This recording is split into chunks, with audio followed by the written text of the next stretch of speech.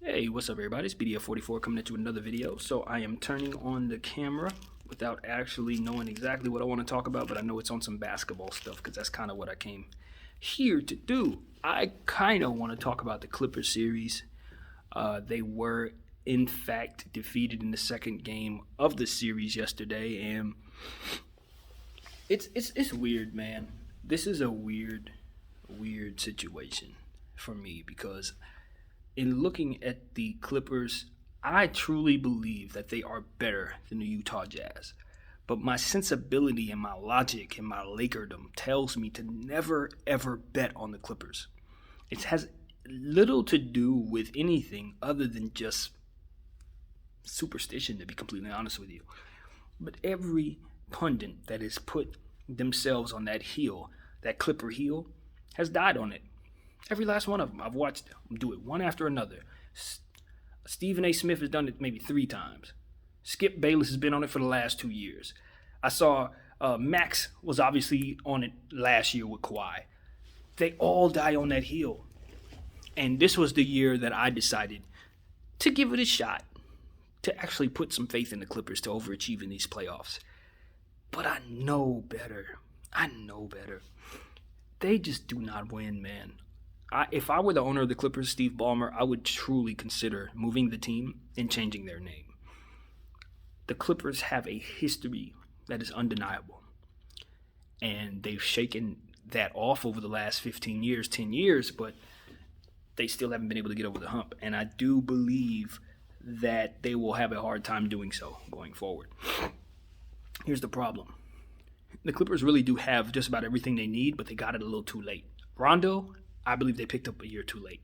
Now, that could be scared a bit because I think if Rondo had a full season with the Clippers, I think you'd see a different Rondo because he would have had more of a stranglehold on what the roster is about, what they can and cannot do. And that's really what it's about for Rondo. He just needs to master his talent around him. So I'd imagine if he stays with them for another year and they keep their core, they're going to have a much better Rondo next year if he doesn't run into a wall for Father Time. Which could happen any day now when we're talking about that age of a player. But nevertheless, Rondo in his mind is a helpful thing. I've been raving about him ever since he left, how much we need him. I would love to bring him back at whatever capacity he'd be willing to. And I just think it's very, very important that the Clippers do the same. Make sure that they bring him back next year. Do not let us get him. Keep him where he's at. But I just look at the Clippers situation, and I say, honestly, what's happening right now is they've run into Donovan Mitchell. Donovan Mitchell is doing what he did last year against the Nuggets when they had Jamal Murray down there, and he and Jamal were just having a legendary record-breaking series for the ages. Well, he's doing that to the Clippers right now, and there's no Jamal Murray down there looking at him sideways. Stephen A. Smith got on TV and said that Donovan Mitchell is the greatest Jazz player of all time. I think we are in a space where, as of right now, that's still very blasphemous and disrespectful to say, because Karl Malone, John Stockton have accomplished so much without winning a championship. All-star appearances, records broken between the two of them, all different types of stuff. Their names at the top of these different lists. And they played their whole careers with the Jazz, with the exception of one single year from Karl Malone. Those two guys played their whole years, all their years with the Jazz. For them to have not won a championship but to get to a finals 3 times, I think they got there 3 times. Once early 90s, I believe, like before the Jordan era, like 90 or something like that, 89, something like that. I think somewhere in their 80s. And I know for a fact, of course, they got there in 96, 97, 97, 98. So all on Karl Malone and John Stockton's watch. I just feel like, yes, do we love what Donovan's doing, and do we think that it's just superstardom stuff? Yes. But to say he's accomplished more than 2 Hall of Famers that played their entire careers with the Jazz, only because they didn't win a championship, that this is even happening, I just don't like it. I don't like it. And I know Karl Malone has a weird reputation for a bunch of stuff that I'm not going to mention right now, and, all of that, but I just don't like discrediting people off the strength of the things that they do wrong. And maybe in some cases it's appropriate, nuanced indeed. But in this case, when we talk about the accomplishments of a Karl Malone, I think the only reason why he's being docked so disrespectfully is because he didn't win. And I just don't like that because Donovan hasn't won. Donovan hasn't been to a finals. Donovan's only been in the league for 6 years. So while I'm a true believer in Donovan, believe in his superstardom, believe in his elevation of self in the playoffs, and believe in his clutch ability, and also believe he can win a championship being the best player on the team. I do believe that. And I think that Shaq did a great thing for Donovan long term by calling him out earlier last year, because what we're seeing is him trying to prove Shaq wrong now. And I think what Shaq was trying to do actually worked. It just took a little time. But I believed in Donovan when Shaq said that. I thought Shaq had that wrong. I was like, no. Everything I've seen from Donovan literally tells me the opposite. So I felt Shaq was out of bounds when he said it. But I think when he said it, he was intending to get this out of him, and it worked. So that's what I think. I think Donovan is well on his way to the NBA Western Conference Finals, and I think a big deal had to do with Shaq calling him out, saying he didn't believe in him, which I thought was harsh, man, really harsh, but it worked. So yeah, man, I just want to give credit to the Utah Jazz because I have underrated them quite a bit going into these playoffs. They have exceeded my expectations, and I am coming around. I'm coming around to the Jazz. I'm not gonna lie. I'm coming around. I think I was wrong, to be completely honest with you guys, in regards to how I was viewing them, because they do have a fantastic system that they use no matter who's on the floor, and they do have reliable shooters, and they do have the sixth man of the year, the defensive player of the year, and Donovan Mitchell, who's playing like an all-star caliber superstar in the playoffs. So as far as I'm concerned, my thinking about the Jazz was off, and I'm here now to tell you guys I do believe that they are better than I thought. Now, to what capacity, how far do they go? I don't know. I'd have to adjust my thinking further to kind of actually put them in the right spot, because I'm still not sure I see them the way that I need to catch up with everybody else. And if they come back and lose this series, I'm not going to be surprised, because I really don't believe in the Jazz like that, but I'm starting to. I'm beginning to, and I'm starting to see that I'm a little late. Clarkson is the truth. Boy, has he developed fantastically. Joe Ingles has been good, exactly as good as you'd want him to be in his limited role.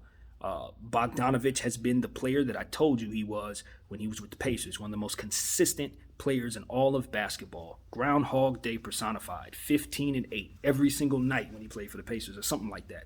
This dude is shooting the ball so well against these Clippers, and he's doing such a phenomenal job on the defensive end that you have got to start acknowledging him as a two-way player. Bogdanovich is putting a body on people. He's putting a body on superstar small forwards, and he's making it very difficult for them. So if he keeps that up, he's reaching a different plateau for me as a player I'm paying attention to. He was already a guy I want on my squad because of his consistency, but now he's giving me effort on the defensive end that's translating into success, and that was not expected. So I'm very, very pleased to say Bojan Bogdanovich is the truth. Or is it Bogdan? I think it's Bojan. I get them confused. They have the same last name. They're both fantastic players. Both still in the playoffs. Both very, very much involved in the success of their teams. So you never know. You might see the Bogdanovich Bowl in the finals. I mean, I don't think it's probable, but hey, this whole season has gone differently than we expect. So, yeah, man, shout out to the Utah Jazz. You guys are making a believer out of me, man. Just continue to do what it is you do. Continue to run your stuff. They say you live by the three, you die by the three. I think they're putting that to the test. They're gonna see if they're gonna die. they're gonna shoot them threes, and they're gonna see if that's the case. Also, a guy that I want to mention that has not gotten enough conversation here, and it's not that I haven't forgotten about him. I just can never think of his name. Royce O'Neal. Defensively, he has stepped his game all the way up, and offensively, he was already somebody that I liked a lot. He had the ability to put the ball on the floor, kind of play like a guard in some ways, stretch the floor a little bit. He can get better there. But defensively, he is really stepping up his game. He's making sure he's putting a body on people, and he's a part of a good defensive team, a collective defensive team. So I think Utah is getting better. I think that's what's happening here. They were already the best team in the Western Conference next to the Suns, but I think as this playoffs has come about, they've elevated their play. And part of that has to do with Donovan Mitchell coming back. You can clearly see how important he is to them closing people out, because they were always good enough to fight, but until he came back did they have that edge to just knock Memphis off and take a 2-0 lead on the Clippers. As long as Donovan's playing like this, they're going to have success against just about anybody. So I personally think they're on a crash collision course with the Suns as of this point. I am definitely reneging on my Clipper prediction, even though it's only 2 games in. I've seen enough. I don't think the Clippers are going to win this series. They may get it to 6, but they're not going to win the series, in my opinion. I did initially have them winning, but I've just simply changed my mind. So, yeah, Utah in 6. And if that's the case, I still have Phoenix winning their series as well, and that's going to be a crash collision course between the Phoenix Suns and the Utah Jazz. And what I think of that is it takes me back to what I said on a forum yesterday or day before, whenever that was. I said 10-4, never did actually take it, but that's okay. I can just say I'm on it now. Yeah, I forgot all about it. It's all good, though. I'm clear. I'm pretty much good. 10-4. Yeah, so, anyway, sorry about that, you guys. The Utah Jazz, man, you bring in Donovan Mitchell, and suddenly they turn into a superstar championship caliber team, in my opinion. And maybe he's been doing this all year, and I've just been kind of not paying attention. But this dude looks so damn ready for the big moments, the bright lights, and the big stage. He just turns it on and plays better. He reminds me of Robert Horry in that regard. Obviously, he's a much better player than Robert historically. Not to take anything from Robert, because 7 championships rings, and he had a part in each and every one of them. But the point is we would call him Mr. June. Why? Because that's when he showed up and played his best basketball, when it mattered.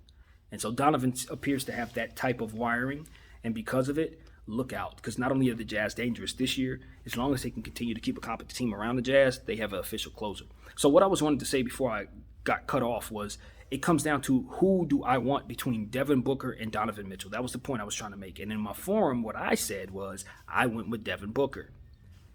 That was before I started seeing what Donovan's doing.